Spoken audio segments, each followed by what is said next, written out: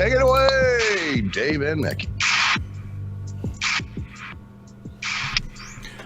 Welcome to Dave and Mickey's Shiny Side Out on WZZR, coming to you from Australia for Revolution Radio on freedomslips.com. It's home to fresh, unadulterated ideas and conversations in the chat room and a place to go to get your merch. This is show number 468. 860 and 400. Catch Mecky and I on air, online, and on your smart device. So grab an app to listen anywhere or listen at home in a Grace Tabletop Digital Radio. If you missed Solaris' show, I actually caught about an hour and a half, so about 1.5 hours of it, of the 2 hours, and she had Dave Scorpio on. And if you've heard the bumper of Scorpio talking about his show, it's got the song in there, which is really cool. Caught her with another on the lone highway. Yeah. I really love it. It isn't Dave Scorpio singing, by the way, if you've got a question for that. But you know what? If you miss Solaris' show and you don't know who we're talking about, you've only just caught us on YouTube, or I've posted this on Facebook and you've gone through an archive of mine, guess what? Solaris has a great show. She always has great guests and great topics. It's a great, and it's not an eye-opener, I suppose. It's a great reboot of what's really going on. And you can grab her shows from the archive at freedomslips.com. It's really cool. Yeah, do that, subscribe, and then you can listen to it in your own time. You've got MP3s, you can download and binge it all you want. Right? Do that. And not only are there her shows, but there's Mecky and I's. We've got our Shiny Side out there. And there's all the other fantastic hosts. A little shout out to Lady Horse and Willow for their shows as well. And Mecky, I actually appeared on a show just the other night. I think it was last night. It may have been the night before. Yeah. I can't quite remember. But anyway, because the hours, in reference to the American audience, I believe it was the morning time over there. So yeah, it was good. A nice little cross promotion there as well. The show was fantastic, great host, and you know what? You've just got to do it. You got to do it. I didn't feel like Han Solo doing the Star Wars promotion for the episode he dies in, where he just seemed to me like he'd done it all. I don't want to be here. Yeah, watch the film, whatever, right? he almost had as much enthusiasm, and I say almost, as the trio after the first moon landing of Apollo 11 in their news conference. There's something to say. But look, Mecky and I, we live in Australia, and we absolutely do respect 100% those custodians of the land who we now reside within their jurisdictions. Within this jurisdiction that I live is the Darkinjung. And Mecky? And for me, it's the Rock people. Look, sometimes I visit the Bungalungs, but, that's only in the Christmas period. So, but look, Mecky and I, because of that respect, we have to say to the elders past, present, and future,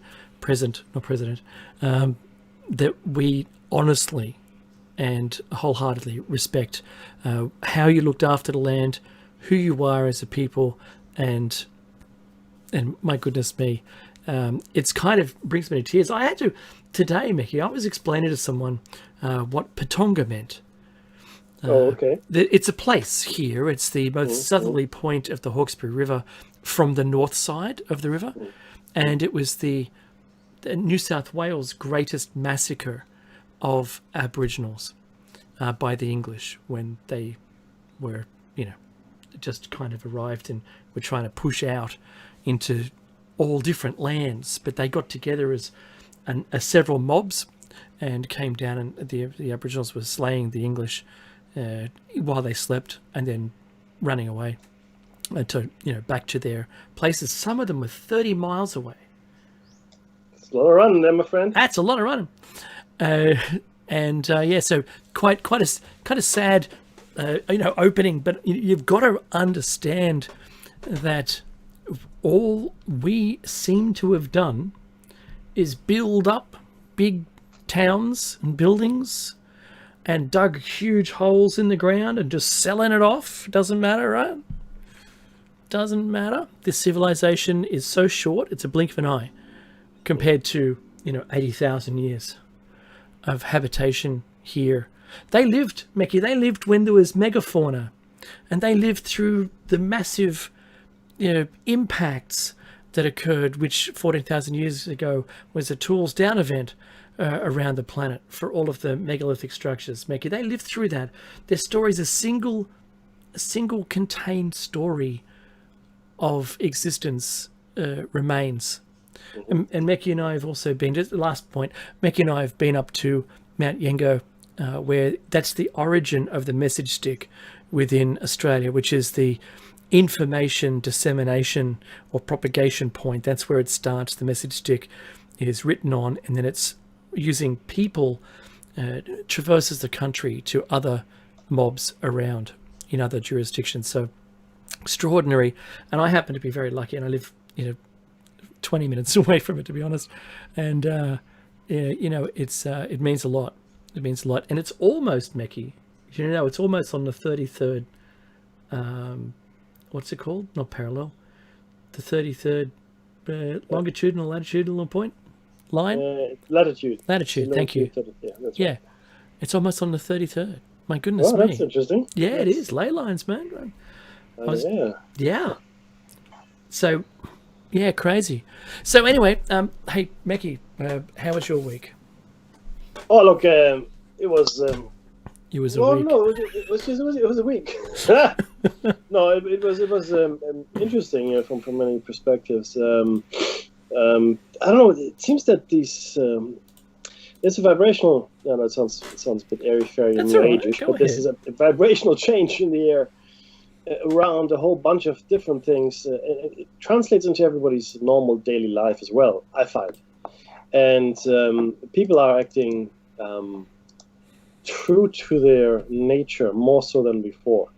What do I mean? The veils have been removed, yeah? Yeah, and it's astounding. And so you get more truth, some of it ugly, but it is. I don't think you can really hide from who you are much anymore, right? I mean, some people sure can still, but I think the vast majority of us are going to come face to face with our ugly selves. Even lying to ourselves, at least, right, about who we are.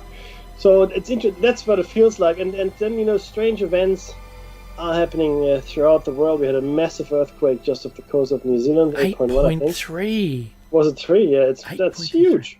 There was a tsunami alert. A tsunami did come in, but it didn't... it's about a meter. Yeah, it didn't cause much damage. We were so lucky. We also we'll go on to... And then there was a 7.2 even closer to Auckland. But again, no damage. But nearly about 50 6.0s and less as well.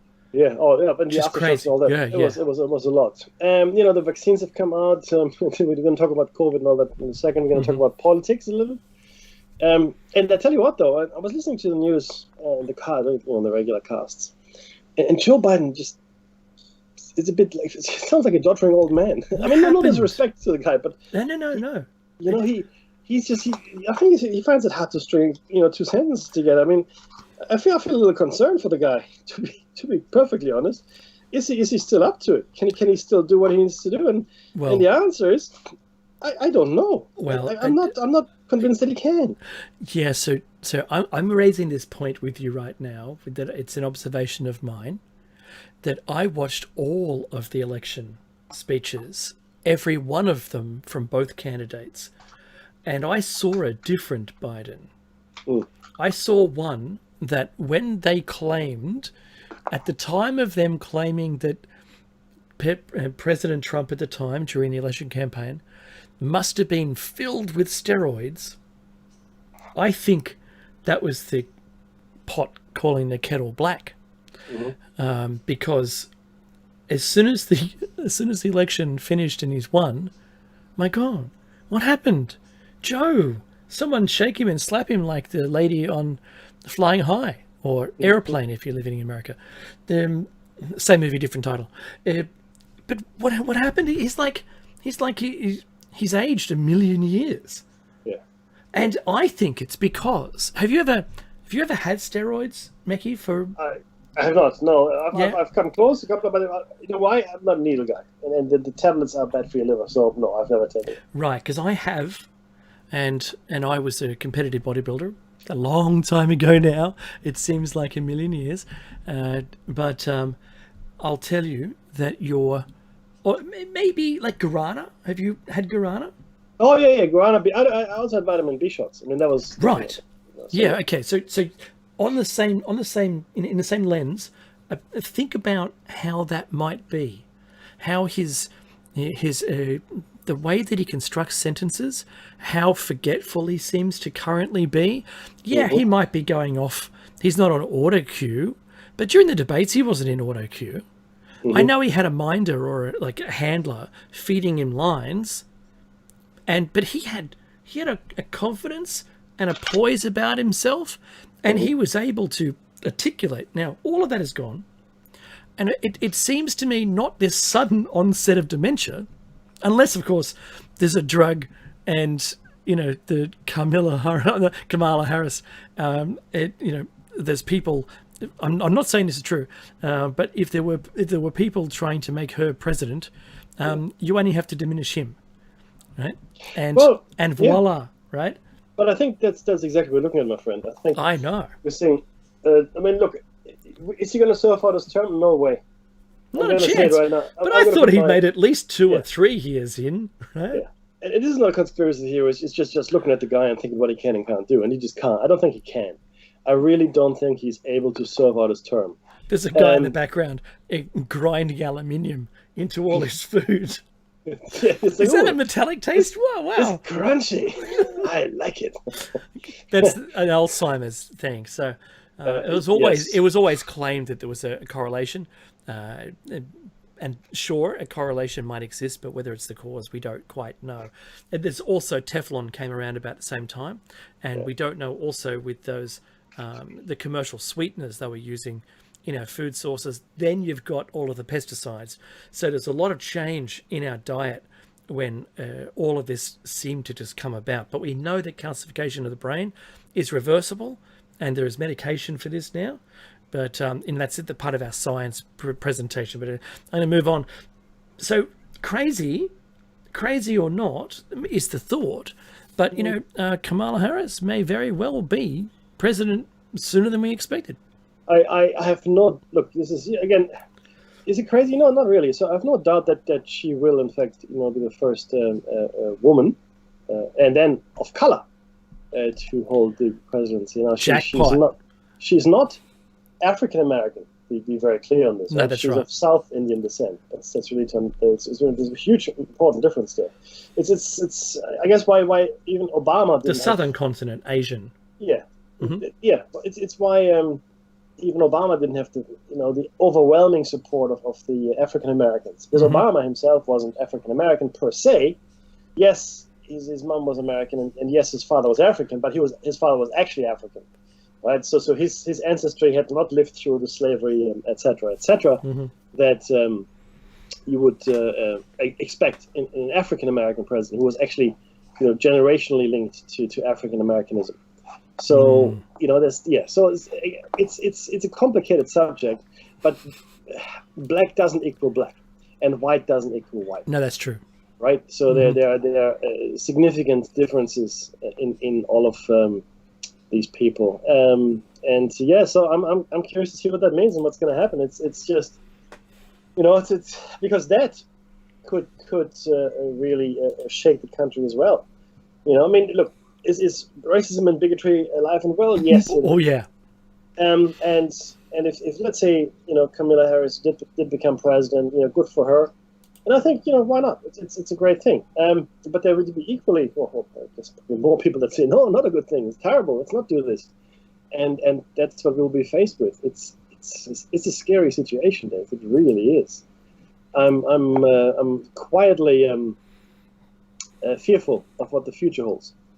It is not a pretty sight, and there will be people that will be trying to undermine, kill, or destroy her presidency. It's going to happen. Okay, there's no doubt in my mind, and it will happen. I think now with Biden being as frail as he appears. It's really quite something to see. It's like a different person. Oh, completely. I know, right? And that was kind of the way I watched his latest speech. And then I watched the Speaker of the House, Nancy Pelosi, talking about open Biden. She says, we don't say open sesame anymore. We say open Biden. Like, what on earth does that mean? I mean, open sesame is a door opening. Is she, without saying the words, saying Biden being the door, open Biden, here's Kamala Harris? Maybe. It seemed like one of those little messages that the people would like to put out. It's like her version of Q or QAnon. Yeah. And where are all those people now? Everything's getting banned and cancelled, in Australia we can't even get to the website without a VPN. The council culture is getting away from us. What happened to Dr. Seuss? I mean, it's Dr. Seuss, the Muppet Show. Muppet Show's now got warnings all over it. What? Things that Disney brought out. Okay, look, to be fair though, and this is history, everybody, Disney did support the Nazis. That's true. Absolutely 100% true. Yep. But, you never know which way the war's going to go.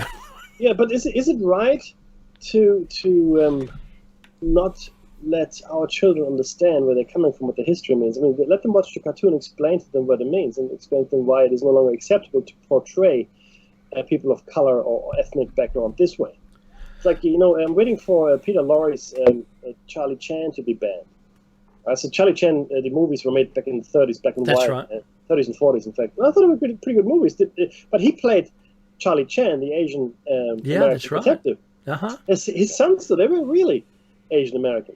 Right? So they were all actual Asian American actors. He was not. Mm-hmm. Othello was portrayed by Sir John, the actor. Gielgud. No, it wasn't Sir John Gielgud. Look, it doesn't matter, but it was a really famous Shakespearean actor who portrayed Othello, a black character. Oh, but Mickey, you got to realize also that the characters within the Shakespeare plays at the time of writing and first performance were all male. Even the females. Women, even the females in there were actually males dressed as females. Correct. So do we have to cancel that too? Well, short answer, yes, absolutely, because this is no longer an acceptable thing, right? So this is where we are. This is where I said we have to stop this cancel color. It's just insane. Dr. Hibbert.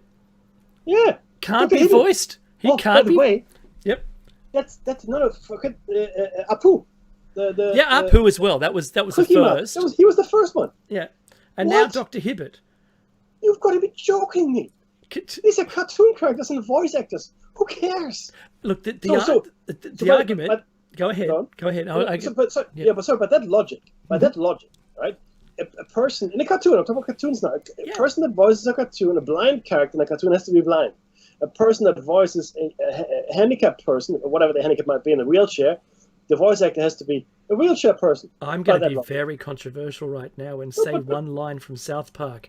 Gobbles! Right? Don't cancel me, right? We value actors and actresses' ability to chameleonize, to slip into roles. There isn't one actor, unless they're playing themselves, there's not an actor that's not playing somebody else. Because that's what actors do. Mickey's right, the chameleon. When you don't see the person, you only see the character they're playing. My goodness. Mm-hmm. Character actors they're not a dying breed, but they may very well be.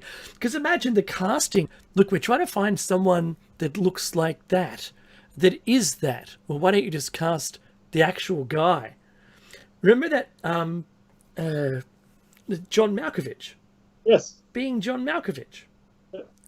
Well, think about this. Think about if you wanted to go that far and say, okay, George Costanza,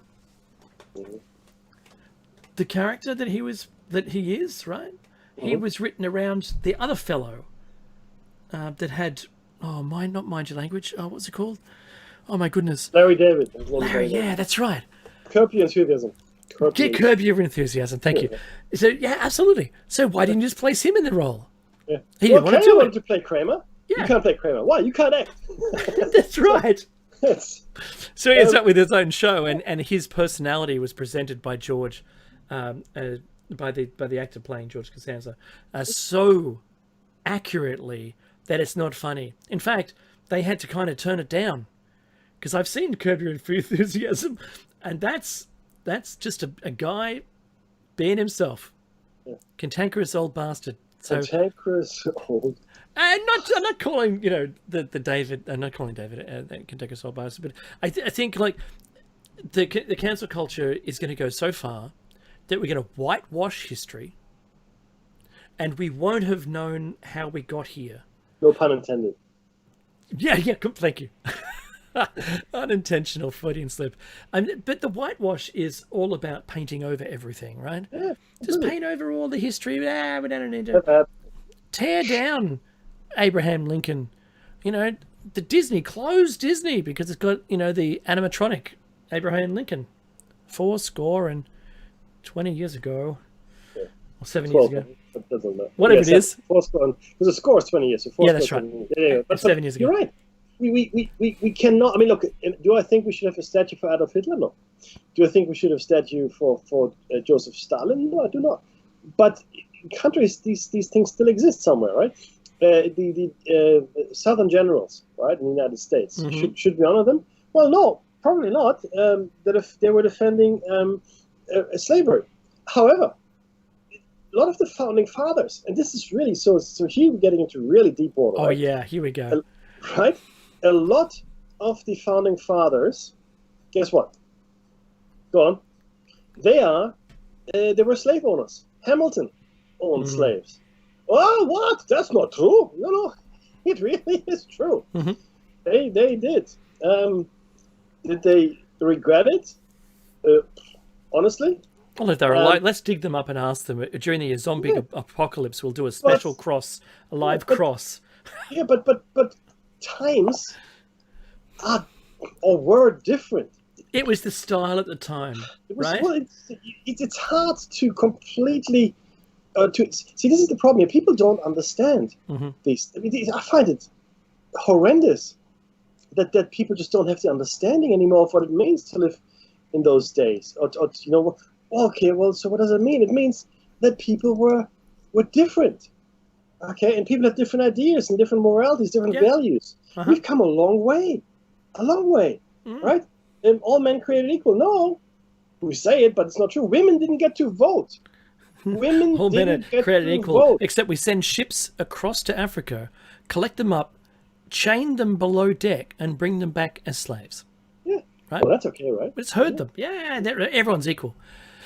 Look, Mackie, this is kind of what I've been witness to my whole life, where, say, in Australia we have this thing called the Fair Pay Commission, and it was only named that because it did the opposite. Yeah, had to be honest, and they haven't raised. They started talking about raising the minimum wage and really didn't get around to it, and this is the kind of thing we're seeing. Like, you imagine a freedom government is not about freedom at all. It's the exact opposite. What we need to learn is our history, so we know where we're at, so we can't make the mistake again. Once you've cleaned a slate, you're free. You're free to go and start slavery again, because no one's going to know that it was bad. Get 3 generations into there being no slaves, and someone comes on, I've got a great idea. Hey, we get all these people from elsewhere and do our work, and we get rich. You are a genius, Bob. It would have to pay him any wages. Only barely enough food to stay alive. And guess what? Woohoo! Right? Because no one will have learnt. If we burnt all the books and destroyed all the history, it's gone. I think we need our consciences need to have that as a base to know that we're going in the right direction away from that. I completely agree. We are. This is like really opposite of Twilight Zone. That's what it feels like. It's like, we woke up in a different universe, Mackie. Woke up in a different universe. That's exactly right, Mike. But guess what? I would have chosen it. If I had a choice, it wouldn't be this one. Because, my goodness me. Mackie, the virus. I want to talk about it. I got to tell you. Yeah. Because good segue, though, huh? That was the best one ever, right? Well, it was good. I'll tell you, on the show I was on, Aussie Paul, he won the award for Segue of the universe. He did? Yeah. He turned one topic into something completely different with the smallest little kernel, and he did it effortlessly. And then I called it out, and we all had a big laugh. It was good. I respect Aussie Paul. Okay, so what was funny? What's funny about this week? It's not that much fun, to be honest with you. I'm kind of disappointed that we are... Oh, that's not going to work today. I can't share my screen. The virus is actually down on brand new daily cases. Well, it is, but it actually dipped and then it came back up again. It's significantly increased over the last couple of weeks. Yeah, so it reached a minimum point, but the new strain is what's to blame. So we're looking at Brazil having a really hard time.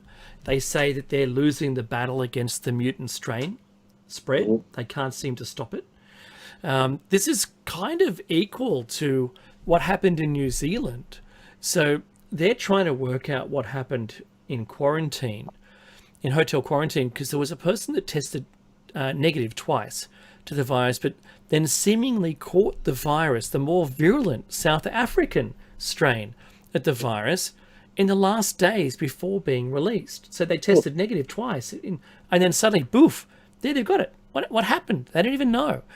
And the same thing happened here. We had a person who arrived in Australia, and they were being quarantined for 14 days, didn't have any virus whatsoever, tested a number of times, left, and then 3 days later, they also presented with the highly contagious new strain.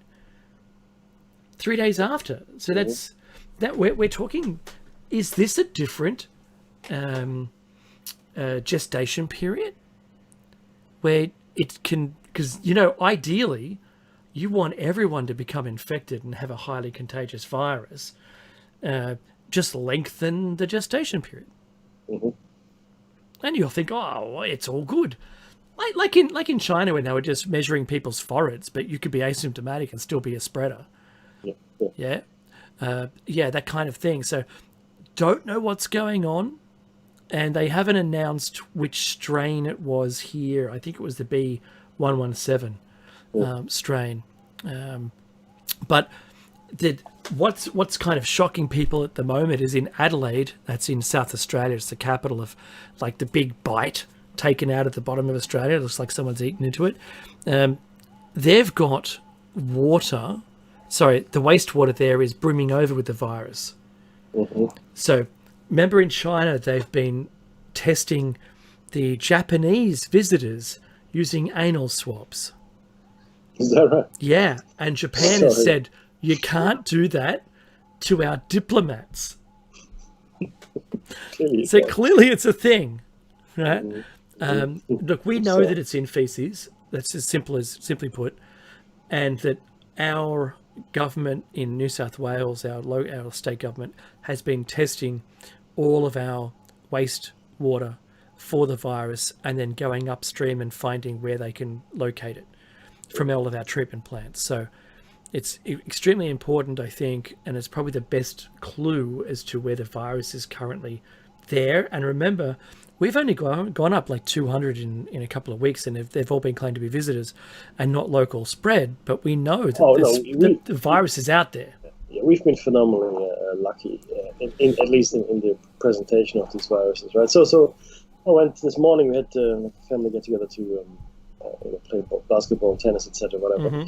And one of the family members is a GP, and he was really very paranoid. So he didn't want to get too close anyway. He's got 2 testing clinics that he opened, one in Campbelltown, I think, and one in Fairfield, I want to say. But yeah, so yes, we might be doing well, but he is still quite paranoid about being anyone near anyone that coughs or whatever. So that's he doesn't think we're out of the woods by any we're not out of the woods at all.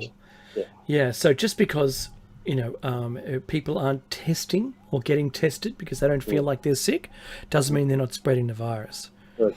All right, so that's asymptomatic spread, and it's really, really quite bad. But Mackie, it's been so bad, right? I'll tell you, we've been house sitting a dog for a friend's parents who went overseas and couldn't come back because the plane tickets were like $8,000 a person. Mm-hmm. And then when they came back, they had to spend like another $4,000 in lockdown. Yep. Because they wouldn't allow people to go. That's a lot of money. It's such a rort, right? So $12,000 just to come home per person, right? Forget it. They didn't have that kind of money. So we've been looking after their dog, and Patchy, his name, and for quite a long time now. So around about a year it's been, or just a little longer. And got to know the little fella, nice little dog, kind of slept with me, and kind of sad to see him go. But what it said to me was the kind of costs involved in getting people home, because they weren't doing, saviour flights, saying, you know what, whoever, if you're Australian and you want to come home, just come home. The government, we'll just pay for your flight. No, not at all, right? And if you want to, and you promise you're going to be good, you can quarantine in your own home. No, it's got to be in a hotel. They keep, jobs for the boys, right? So there's a couple in South America who have decided, look, it's actually cheaper to rent a yacht and sail home from South America across the Pacific. It'll take them months. It's only going to be the two of them. And they'll have easily worked that quarantine period. Mm-hmm. So when they get here, they'll have to have been free of the virus. It's beautiful. I love it. Good on them. We need more kind of thinking like that, outside the box. Let's bring back, boat travel. Because, Mackie, how many times, Mackie, has it been, right? We've spoken about this, the spreading of virus or the propagation of virus through air travel, because it's so immediate. Yeah. You can have the virus and land somewhere. Even 2 weeks later, it's now proven it's not enough. Mm-hmm. What do you have to say? Like a month, right? They're talking about 6 having weeks, people. 2 months. Yeah, who knows? It keeps pushing out. So, because we've released people, as you said, into the wild, as it were. Yeah. All of a sudden, they are sick. Whoops. Kind of hasn't worked, has it? Yeah. And we've said this on the show now since this whole thing started. That's 2 weeks right. It's a joke. What are you going to do with 2 weeks? Really? Come on. And you're absolutely right. So this kind of leads me into the vaccine discussion. And Mackie, I did send you something to have a look at, to watch. It's very good to watch, and I don't want to talk about it other than saying what it did. It got me looking into it from a serious point of view again, because remember how, Mackie, you and I have said this, that the people of the planet will beg for a vaccine. Yes. Why? If all we have to do is isolate and the vaccine will run out of victims, then why not, right? We can keep researching the stuff and, make a vaccine that is not emergency approved, but actually fully approved and runs through all the testing and has long-term studies done it, because this is the problem right now. Not so much. Yeah. And I'll get you to talk about the macrophages, Mackie, because I know that you've brought that up a lot. And I joked about the phage from Star Trek, but it's seriously a thing. So, I'll tell you, the vaccine hoarding that we spoke about 2 weeks ago is now in full swing. So in Italy, they've halved the shipment to Australia and then halved it again. So in Italy, where the new Prime Minister Mario Draghi is under political pressure to speed up the country's rollout, said it decided to deny the vaccine shipment because Australia was not vulnerable to COVID-19 and AstraZeneca was not supplying enough doses to Europe. Despite us setting up an AstraZeneca viral vaccine replication laboratory in Australia, we still need the doses coming, says our government. Look, That's true. Having said that, I mean, Italy or generally, Europe is in really, really bad shape. Oh yes, it is. Should they have done it? Who knows? I mean, but this goes to the heart of the thing I mentioned before about international politics being an arena of anarchy. There's no order in international politics or international relations. There isn't. If they're not singing Kumbaya around a campfire. No, they're guided by self-interest, like you would expect, right? Mm-hmm. So let's be very clear, right? So this UN and then we further the League of Nations. These are all firsts. Nobody had anything like it prior to the League of Nations. No, it didn't work. It still didn't work. And the UN is similarly useless in many ways. I like the Justice League. Justice League. We are looking at nation states that are acting in their own self-interest. That's right. Or collections of nation states like the European Union, right?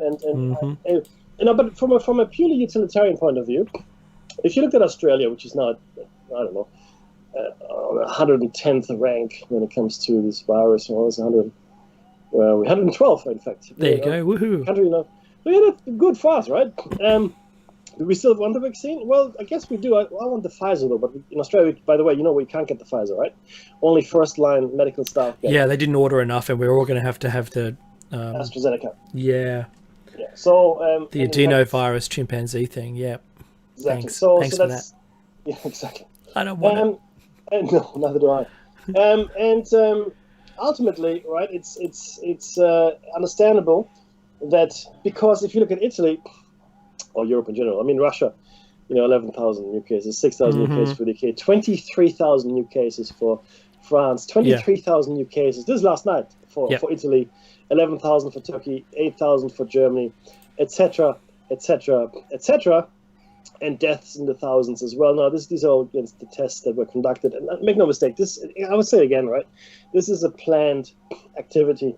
I know people think I'm crazy for saying it, but I don't care because it fits the bill. And remember, we've been talking about this for years. This very, very specific scenario, even down to the year and what would happen in that year. That's right.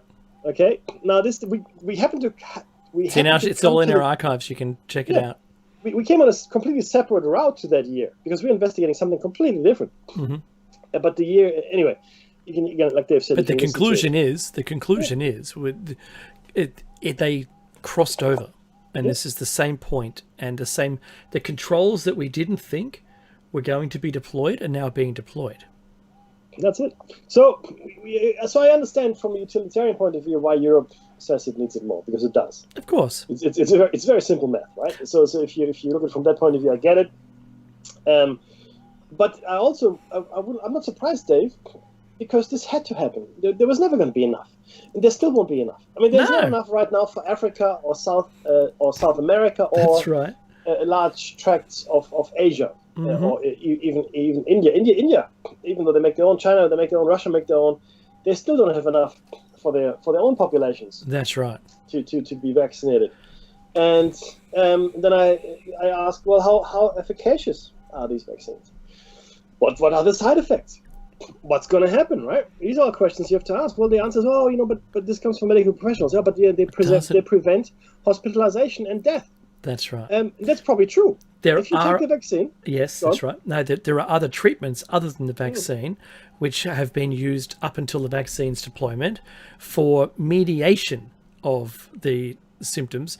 And we have no data to see how, and Meki says efficacy, which is absolutely, we don't know how effective it is in preventing deaths.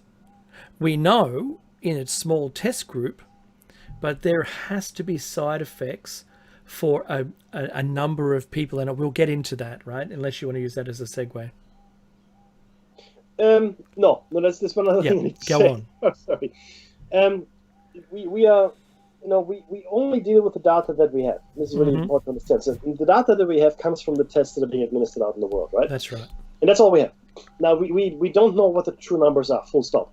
We do not know. We have no idea. I think the real numbers are much higher. In fact, officially, they say it's between 4 to 6 times higher across all board, across infections, across fatality, etc., etc. And a person, really quick, there was a person in Australia from a university said, in Australia, despite us only having 20,000 or something, right, that he said that 90,000 others were presumed to be infected. Oh yeah, completely. You never know. You never know. That's right. because it doesn't express itself, you know. So all these measures to keep yourself safe are still important. I think you still should stock up. So if anybody still laughs at preppers, they're morons. We've because look at these crazy preppers fighting over toilet paper. There was not a single prepper fighting over toilet paper. I guarantee it. I will put $1,000 on the fact that not a single prepper, or what people call prepper, was fighting over toilet paper in a supermarket or flour or pasta sauce, because they've already got a stockpile. Already got a stockpile. Yeah. Already got a stockpile, right? That's right. It doesn't have to be a big stockpile. Enough for 2-3 months, right? Just to outlast the worst of whatever it might be. Right? Well, there's still a hose and a lawn chair, right? Yeah, that's exactly right. So, but let's talk about the macrophages. I just want to explain to everyone just before we start. A macrophage, we have 2 phases that occurs when we get a cut, and if we don't clean the cut very well, and it kind of gets a bit pussy, right? I'm sorry if you're eating breakfast when you're hearing this, or any meal for that matter. But we have a first run. So there's two different phases. The first one goes in and fights the infection, and the second one does the cleanup. It takes all the dead cells away, right? So we should also explain what a phage is. A phage is actually a virus. Okay, it's a form of a virus. It belongs to the family of viruses, and bacteriophages specifically actually eat bacteria. Mm-hmm. So you no longer need antibiotics potentially, right? And in fact, when antibiotics have failed, they have now been deploying bacteriophages. So a phage is just another belongs to the family of viruses, and it infects and replicates within bacteria and archaea. So archaea, another form of single-celled organism, very, very old. Okay, so that's what a phage is. Okay, and going forward, phage therapy will be something that we will hear a lot more about as our antibiotics are going to fail, and it has saved lives. That's right. It'll be very clear. Now, what does it have to do with COVID-19 though? In the case of COVID-19, the 𝐫𝐞𝐯𝐶 storm. So, 𝐫𝐶 storm is when your own immune system is killing you, pretty much, in a way, right? To put it very, very simply. I had that with the disease that I had, the Riders. Mm-hmm. Yeah, and that's never a good thing. It's sort of an autoimmune kind of condition, right? Mm-hmm. The 𝐫𝐞𝐯 storm often fits the pattern of the macrophage activation syndrome with lymphocytopenia, okay? And the basis for the imbalance between the innate and adaptive immune systems is not clearly understood or even defined, but it highlights the effect of SARS-CoV-2 on macrophages. So why is this important? Well, this is another avenue of investigation and scientific endeavor that I don't think we have looked at this. I don't think much time has been spent on investigating this, have they? Not in connection, no. Yeah. And so I've got a link in the show notes for this, which you can do your own reading. I'll just pop it in the chat. Yeah, good idea, guys. If you want to have a look at it. And it's a dead set medical paper, and it goes at great length. It's not specifically saying much because it's a medical paper, and it's waiting for studies to be undertaken to show what the vaccine will do in interaction with our body, because since 2002, when we were looking at coronavirus vaccines, this interaction with the interferon and the imbalance in our own in the systems of the animals they were testing took the lives of the animals, where their immune system destroyed itself. It destroyed the host, and that was their own immune system. It's quite an awful thing, and have a look for yourself. Don't listen to me. I'm not a medical expert. I've just done some research. So there isn't any long-term research on the vaccines at the moment to prove that they're okay in this regard. No, you're 100% correct. And Maggie in the chat here is not Maggie, but Maggie is adding a few other things. We actually highlighted the fact that people are becoming sterile. It affects male sperm. I think Yes, that's right. I quoted from a medical research paper the other week. Meta study, yep. Yep, and it is clear that so what the case I made then was that this is not a Big Bang extinction level event for the human race, but rather a slow phasing out. Because the thing is this: if you, like I said this before, if you kill like 5-6 billion people all at once, everything goes pretty much to pot. Right? The whole everything fails. But even for the wealthy, it goes south. Oh, completely. But if you, in fact, this is what the tools Donovan was, in my opinion. Something catastrophic happened, and the top want to avoid this at all costs. Whereas if you phase humanity out, or well, not phase out humanity, but reduce it significantly over time, and there's one thing these guys have, is time. Then that's a lot gentler walking into the night, if you will, right? To take a quote from Independence Day. And you can adjust over decades. You can adjust your civilization to that. Birth rates drop. They don't disappear. So human beings, the race is not facing extinction, but it's just facing a massive reduction in numbers. Decline. And you can adjust your economies that way peacefully. Make sure that the infrastructures, the critical infrastructures, keep running. Because if you kill people willy-nilly, like 6 billion, 6.5 billion, 7 billion people willy-nilly, I mean, people are going to notice. Yeah, and look quiet, you.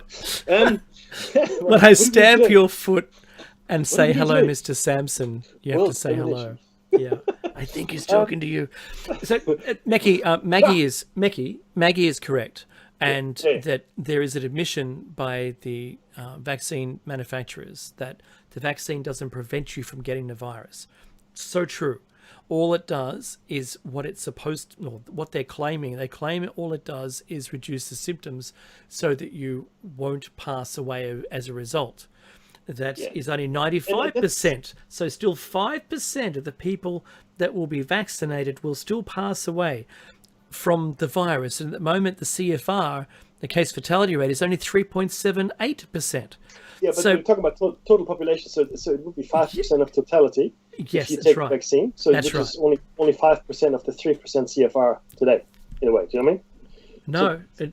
No, yes, but if the CFR was the total population, then it would be better to have had the virus and had to be treated. And everything. See. If you're comparing total numbers, yes, that's exactly right. But you never know who you are, right? Which percentage are you?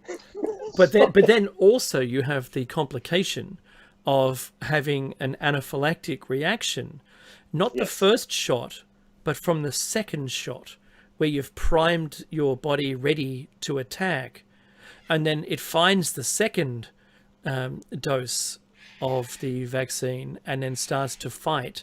And when it realizes that it looks like it's a losing fight, then the interferon levels go up, and you can actually, it can trigger this imbalance and start to have an autoimmune disease issue where your body starts to get eaten by itself. So that's what they're calling out right now, and it's not me. I'm not making this up. It's out there. Elegant. Check it out. Yeah. I want everybody to just take a step back and acknowledge just how elegant a solution this is, because the virus isn't deadly enough to kill you and scare you that way. It's not. Not for us to beg for it yet. No, and okay, it's scary enough to take a shot. It's scary enough to shut down the world economies. It's scary enough, to cause long-term damage, which we know now, right? The vaccine is not going to protect you from the long-term damage, and necessarily it'll lessen the impact potentially. But frontal lobe damage, Mackie, is something that they're talking about. Yeah. Long-term COVID exposure has what's it called when you have blood clots all through your body? Edema. Yeah, so permanent lung damage, thrombosis throughout your body. It can cross the brain blood barrier and start to play with your brain. There's 2 sections in there which I haven't quite finished the research on. So look, the downsides are there. And I don't mind, Becky, just to be honest with you, that there's delays in Australia for the vaccine deployment, because those who are rushing headlong into it, good luck with that. Oh, no, absolutely. If we see any kind of demise, right, in people... Take a step back, though, Dave. Yeah. Australia doesn't have a population problem. We've got the opposite problem. We don't have enough people. Right? Yeah, so true. So places like Europe, Asia, etc., even the United States, there's a population problem. There's a problem with the aging population. That's the first one. The second one is just population in general. That's a perceived issue. It's not a real issue. Population is not really an issue, guys and girls, because we have enough of everything to go around. We don't distribute it very well. We don't distribute it at all very well. The only reason we have the issue is because we've got a concentration of wealth and power. That's it. There's enough to go around for everybody. Okay, just to be very clear. So obviously, but none of the big daddies and big mommies want to give up any of the stuff they own. So we have a problem. They have a problem, right? It's not our problem. It's their problem, and they're solving it as we speak. But this is really the key thing here to understand. This is a very gentle genocide. Yeah, a very, very gentle, sort of, okay, yeah, the numbers are going down. It's like you're being put to sleep, and it's like, I don't know if you watch Firefly at all, but the movie Serenity. Yeah, I love that show, right? But the movie's great, and they add this thing into the water, and this chemical was meant to make the population really, I guess, peaceful, docile, and for 98% of the population, they actually lost the will to live. It made them so docile they just sat down and died. Wow! Stop breathing, right? And then the remaining 2% turned into crazy cannibalistic mass murderers, and started terrorizing the space lanes. I mean, if you haven't seen the movie, I've just given away the ending. Spoiler alert! I know, sorry, but ultimately, this is something similar, right? Where we sort of slowly fade away, right? And I don't think. Our main concern will be over the next 20, 30 years to keep civilization going, make sure the key infrastructures still remain. But before the hour is out, Dave, I do want to mention a couple of political developments. Your time starts now. Yeah, very, very, very quickly. We've had a spate of rape allegations in Australia in Parliament, both the federal Parliament as well as certain state parliaments, South Australia, etc. Some of them going back to 1988, and this involves our prime judiciary, I guess, executive in the government. The Attorney General of Australia was accused of having raped someone in 1988, a woman that was 16, and he was 17 at the time, I think. Yeah, that's right. Now, conveniently, so she came forward, I think, in 2019, because she just wanted some restitution, I guess. Came and saw the cops 4 or 5 times, and then in June. Last year, she sent an email. This is critical to understand. She sent an email to the police and said, look, I no longer wish to pursue this matter. I no longer wish to do anything here. And the next day, after she sent the email, not having seen anyone or written anything in her own handwriting, she killed herself, or so they say. She accidented, I'm not saying this or that. What I'm saying is this is extremely convenient. Okay, I don't care what your particular bent is in reading things into other things, but this is just way too convenient. Alarm bells. And the family and friends are now trying to pursue the case. The cops have said, well, there's not enough evidence, and she's not dead, so we can no longer. Is really. That's a little too thin for my arguments, right? I agree, 100%. That if the guilty person still is there. And then I think that still should be, pursued. But, having said that, the Prime Minister has said, well, the police know what they're doing. We'll leave it up to them. It's because for him, it's a political nightmare. Yeah. So his Attorney General, he's accused of a historical rape case. He came out and said, I didn't do it. What a shock. But the lady was now, in my opinion, accidented. So there she's gone. Not only that, in his cabinet now, the defense minister, one of her staffers was raped by another staffer. And not only her, 4. Altogether, there are 4 now. 3 other women have come forward and said, we also were raped by this guy. And it seems he used some kind of rohypnol to drug them and then rape them in the minister's office. In the minister's office. Of all places. It's a nightmare of epic proportions for the Australian government right now. It might even bring it down. And don't go anywhere. We are coming back with the second part. I think we're starting a new stream, and we're going to talk about the electric universe and Tesla. Don't go anywhere. There you go. It's only a short break. We'll see you soon.